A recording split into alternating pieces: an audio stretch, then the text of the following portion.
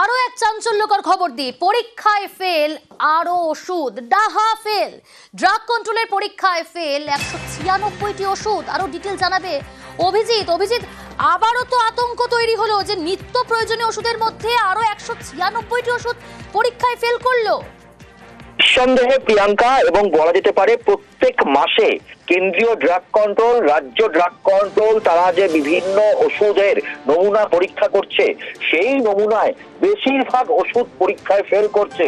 অর্থাৎ কোনো একটা ওষুধের নির্দিষ্ট একটি ব্যাচ নাম্বারের নমুনা তারা সংগ্রহ করে সেটা তারা পরীক্ষা করে তাদের ল্যাবরেটরিতে, এবং দেখা যাচ্ছে যে কেন্দ্রীয় যে ড্রাগ কন্ট্রোল অর্থাৎ central drug standard control authority of India, তারা যখন তারা যে পরীক্ষা করেছিল সেই পরীক্ষা বিভিন্ন রাজ্যের ড্রাগ কন্ট্রোল ল্যাবরেটরিতে গুলো পরীক্ষা করেছিল এবং তাদের দিল্লির ল্যাবরেটরিতে পরীক্ষা করা হয়েছিল।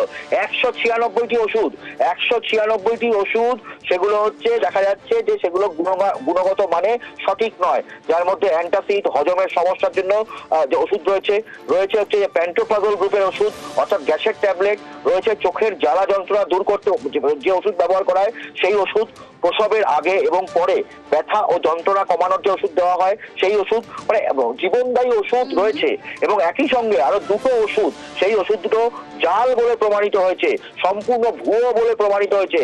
অ্যানিমিয়া ঠেকানোর একটা ইনজেকশন, খুব গুরুত্বপূর্ণ ইনজেকশন, এবং ভিটামিন D3 ট্যাবলেট, এই দুটো জাল প্রমাণিত হয়েছে। ফলে বলাই যাচ্ছে প্রত্যেক মাসে যেভাবে শয়ে ওষুধ এইভাবে গুণগত মানে উত্তীর্ণ হচ্ছে না, ফলে আমরা যে নিত্য প্রয়োজনীয় ওষুধ খাচ্ছি সেই ওষুধগুলো কতটা সঠিক তা নিয়ে যথেষ্ট সন্দেহ থেকে যাচ্ছে। প্রিয়াঙ্কা। বেশ।